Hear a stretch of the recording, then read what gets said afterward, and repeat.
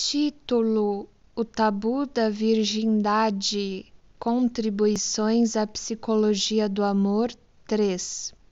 Poucas particularidades da vida sexual dos povos primitivos são tão estranhas a nossos próprios sentimentos quanto a valorização da virgindade, o estado de intocabilidade da mulher.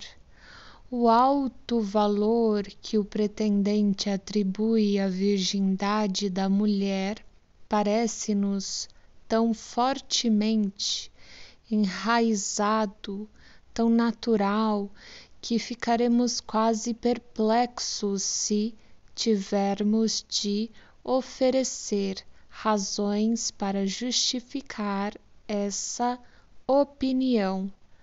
A exigência de que a moça leve para o seu casamento com determinado homem qualquer lembrança de relações sexuais com outro nada mais é realmente que a continuação lógica do direito à posse exclusiva da mulher, que constitui a essência da monogamia, a extensão desse monopólio para incluir o passado. Partindo deste ponto, não temos dificuldade em justificar o que a princípio parecia um preconceito quando nos referimos a nossos pontos de vista sobre a vida erótica das mulheres, seja quem for o primeiro a satisfazer o desejo de amor de uma virgem longa e penosamente refreado e que, ao fazê-lo, vence as resistências que nela foram criadas através das influências de seu meio e de sua educação. Este será o homem que aprenderá num relacionamento duradouro, possibilidade esta que jamais se oferecerá a qualquer outro homem. Essa experiência cria na mulher um estado de sujeição que garante que sua posse permanecerá imperturbada e que a torna capaz de resistir a novas impressões e tentações estranhas. A expressão sujeição sexual foi escolhida por von Kraft Ebing, 1892, para descrever o fenômeno de uma pessoa adquirir um grau de dependência invulgarmente alto e carente de autoconfiança em relação a outra pessoa com quem mantém um relacionamento sexual. Esta sujeição pode, em certa circunstância, estender-se bastante, ir até a perda de toda vontade independente e até fazer a pessoa sofrer os maiores sacrifícios de seus próprios interesses. O autor, no entanto, não deixa de salientar que certa proporção dessa dependência, abre aspas, é absolutamente necessária se o laço for destinado a durar um período de tempo razoável. Certa medida de sujeição sexual é, de fato, indispensável para a manutenção do casamento civilizado e para manter afastadas as tendências à poligamia que o ameaçam e em nossas comunidades sociais. Este fator é comumente levado em consideração. Segundo von Kraft e Bing, a formação da sujeição sexual decorre da associação de um grau invulgar da condição de estar amando e da franqueza de caráter de uma pessoa e do egoísmo sem limites da outra. A experiência analítica, no entanto, não pode nos deixar satisfeitos com este simples esforço de explicação. Podemos observar antes que o fator decisivo é a proporção de resistência sexual que é vencida e, além disso, o fato de que o processo de vencer a resistência se concentra e ocorre apenas uma vez.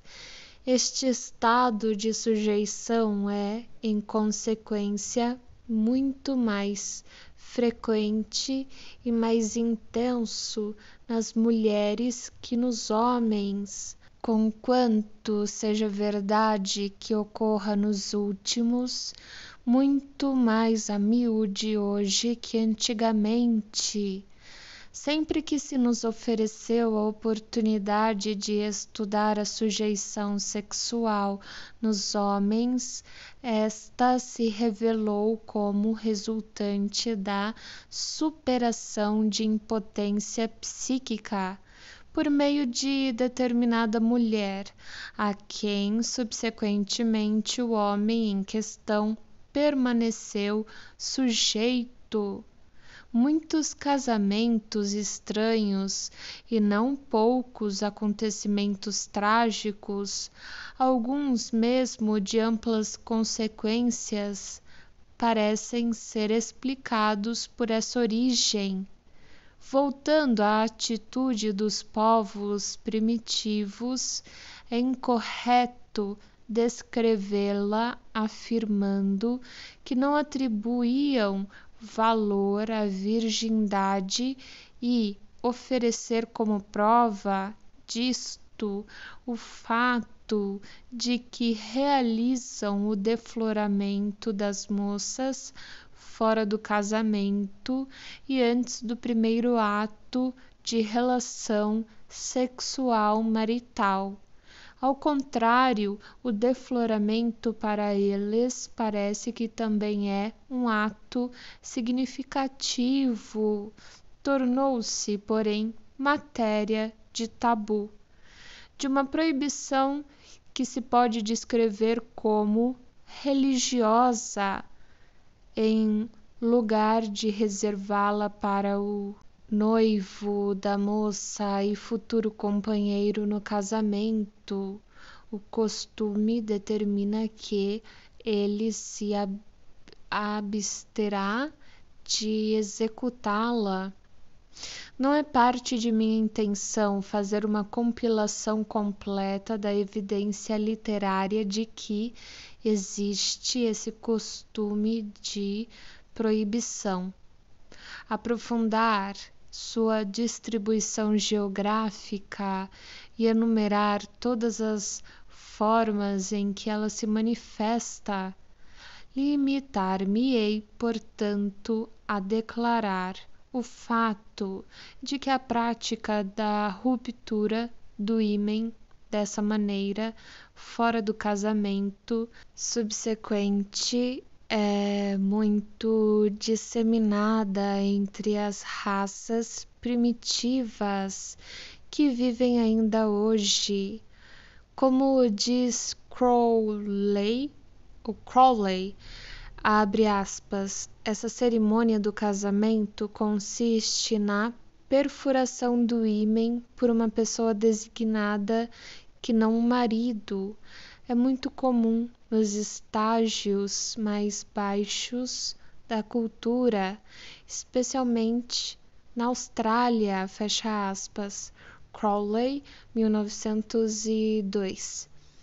No entanto, Se o defloramento não é para ser consequência do primeiro ato de relação sexual marital, então é porque deve ter sido executado antecipadamente, não importa de que maneira nem por quem. Transcreverei algumas passagens do livro de Crowley, acima mencionado, que fornecem informações sobre esses pontos, mas que também dão vazão a algumas observações críticas. Ibid 191, abre aspas. Assim, na tribo Dayeri e em suas vizinhanças na Austrália, é costume universal perfurar o ímen da menina quando ela atinge a puberdade. Journal of Royal Anthropological Institute, 24.169. Das tribos Portland e Glenelg, isto é, feito a noiva por uma mulher idosa, e às vezes com essa finalidade são solicitados homens brancos para deflorar as moças. Bruce Smith, 1878. Fecha aspas. Ibid 307, abre aspas. A ruptura artificial do ímen às vezes ocorre na infância, mas geralmente na puberdade. É frequentemente acompanhada, como na Austrália, por um ato cerimonial de relações sexuais. Fecha aspas. Ibid 348. A respeito das tribos australianas, entre as quais vigoram as conhecidas restrições ao casamento exógamo, segundo Spencer e Gillen, 1899, abre aspas. O ímen é perfurado artificialmente, então os homens da assistência têm acesso cerimonial bem entendido à moça em ordem determinada. O ato se realiza em duas partes: perfuração e relação sexual. Fecha aspas. Ibid 349, abre aspas. Uma preliminar importância do casamento entre o Maasai da África Equatorial é a execução dessa operação na menina. J. Thomson, 1887. Esse defloramento é efetuado pelo pai da noiva entre os Sakais, Malásia, os Batas, Sumatra e os Alfoers das Celebes, Plos e Bartels, 1891. Nas Filipinas, havia determinados homens cuja profissão era deflorar noivas, caso o ímen não houvesse sido perfurado na infância por uma mulher idosa, às vezes contratada para esse fim. Firterman, 1885. O defloramento da noiva entre certas tribos esquimós era confiado ao Angekok, ou sacerdote. Ibid 406. As observações críticas a que me referi dizem respeito a dois pontos. Em primeiro lugar, é lamentável que nessas comunicações não se tenha estabelecido uma distinção mais cuidadosa entre a simples ruptura do ímen sem relação sexual e a relação sexual com finalidade de efetuar a ruptura.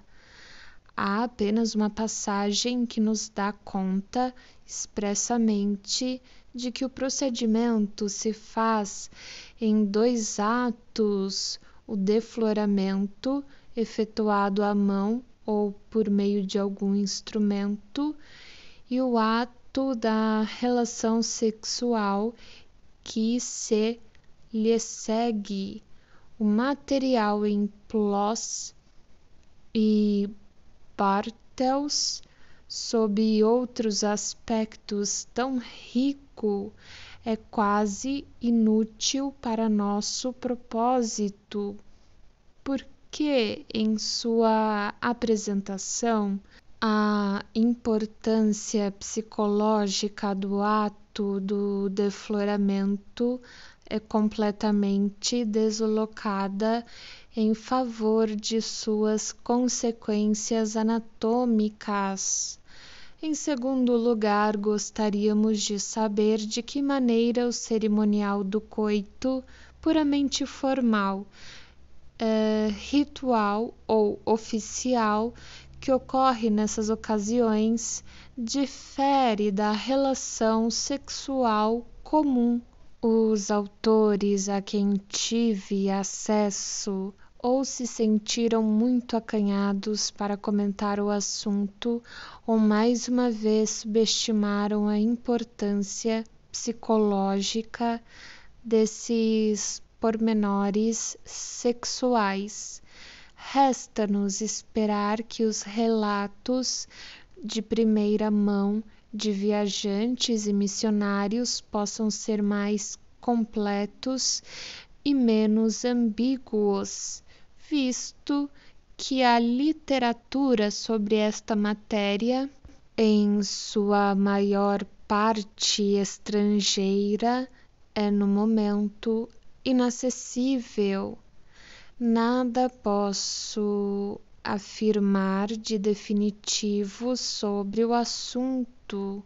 Além do mais, poderemos contornar o problema que surgiu em relação a este segundo ponto, se levarmos em conta o fato de que um cerimonial de coito simulado poderia, afinal, apenas representar o substituto e talvez, de modo geral, a recomposição de um ato que anos antes teria sido completamente levado a cabo.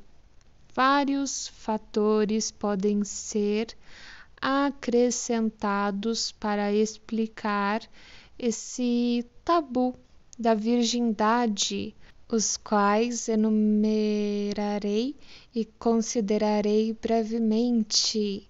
Quando uma virgem é deflorada de maneira geral, sangra. A primeira tentativa de explicação baseia-se, pois, no horror ao sangue entre as raças primitivas, que consideram o sangue como a origem da vida. Observa-se esse tabu do sangue em numerosos tipos de práticas que nada têm que ver com a sexualidade. Está claramente relacionado com a proibição de assassinar e constitui uma medida de proteção contra a primitiva sede de sangue, o prazer primevo do homem ao matar. De acordo com esta concepção, o tabu da virgindade se relaciona com o tabu da menstruação, que é quase universalmente conservado. os povos primitivos não podem dissociar esse estranho fenômeno do fluxo mensal de sangue de ideias sádicas.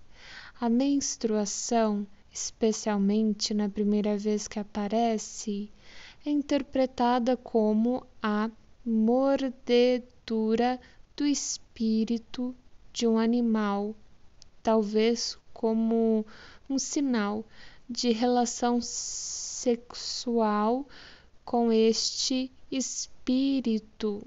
Ocasionalmente, alguma informação fornece fundamentos para reconhecer o espírito como o de um antepassado. Então, apoiados em outras descobertas, chegamos à conclusão de que a menina que menstrua é tabu porque constitui propriedade desse espírito ancestral.